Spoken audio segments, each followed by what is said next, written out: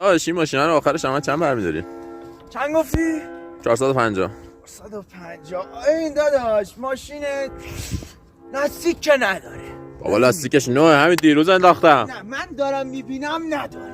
تو یعنی چی داری میبینی؟ خب اون گل رو آجشه معلوم گوش نیست. کن من بهت میگم گوش کن پسر. ماشین دو رنگه. میگم بیرنگ حرومی مگه نمیبینی نگاه کن. بیرنگ قشنگ تابلوه با دست معلومه. کارشناسی هم نمیخواد بیرنگه. داداش این 98 درست ولی دو رنگه بهت میگم. انداختم بهت. عجب خریه. اسکیر درات صدا میده. صدا میده دیگه. بچه انتظاری داری؟ این خرگوشی.